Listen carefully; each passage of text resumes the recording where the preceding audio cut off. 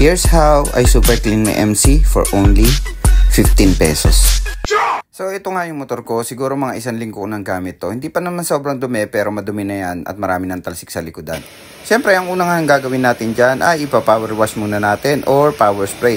Napakahalaga ng part na to dahil dapat dito pa lang matanggal mo na lahat ng buhangin, dumi, alikabok at kung ano-anong nakadikit dyan sa kaha mo. Dahil kapag hindi at sinabon mo na yan agad, siguradong lahat ng buhangin na yun at dumi ay gagasgas sa pintura ng motor mo.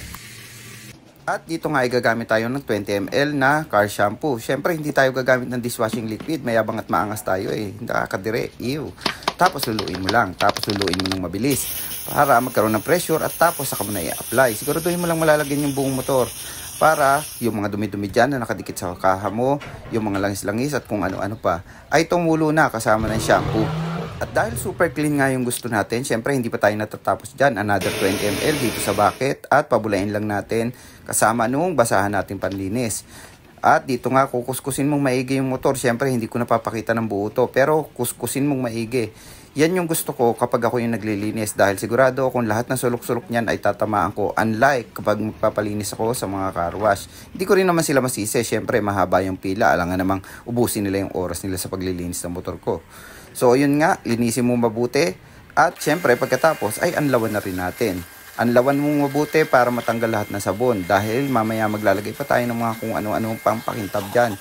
Syempre hindi pa tayo matatapos dyan, maarte at mayabang nga tayo eh. At ito nga yung pinaka-importante sa lahat. Syempre para hindi ako masabihin makasarili ay lilinisin ko na rin ang motor ng Dragon. At ito nga pagkatuyo ng motor ko ay gagamitan naman natin yan ng ceramic spray. Pwedeng sa basahan, pwede rin naman direkta sa motor, depende sa'yo kung anong trip mo. Bali, ang goal mo lang naman dito ay maikalat at malagyan ng spray wax ang lahat ng painted parts. Hindi kailangan sobrang diin dahil mamaya ay i-handbap pa rin naman natin yan. So yun, lagyan mo lang lahat ng painted parts, ikalat mo mabuti at siguraduhin mong malalagyan ng lahat. At pagkatapos nga natin sa spray wax, syempre dito naman tayo sa inner, gleam coat nga itong ina-apply ko, take 2 dahil hindi nakita yung pangalan. So yun, gleam coat nga. Promise, konting-konti lang nito yung kailangan mo. Dahil yung konti na yon halos kaya mo nang applyan yung buong motor. At kitang-kita mo nga yung difference kapag ka naglagay ka nito na itim na yung kaha mo. Dahil syempre ayaw naman natin ng namumuti-muti yan. Ang pogi mo tapos puti-puti yung motor mo at tugyot tingnan. Pwede mo nga palang i-apply to sa lahat ng mga parte ng kaha mo na walang pintura. Pwedeng plastic, pwedeng rubber, pwedeng leather. Bahala ka na kung saan mo gustong ilagay basta walang pintura. Pwede rin yan sa gulong. Kung gusto mong gamitin sa gulong mo as tire block, pwede rin po.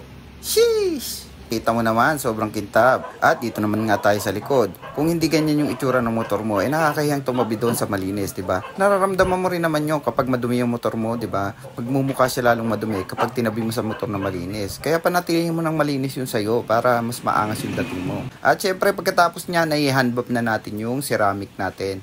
Yung spray wax na nilagay natin dyan ay mag-haze yan. Medyo lalabo ng konti, kaya kailangan mong i-handbap para lumabas yung tunay na kintab ng pintura mo. At pagkatapos i-handbap mo rin to, yung pinaglagyan mo ng gleam coat para mapalabas mo lalo yung kintab niyan. Promise, ang kintab niyan kapag pinunasan mo ng tuyong basahan. At ito na nga yung kilalbasan ng pinagagawa natin. Okay, let's go.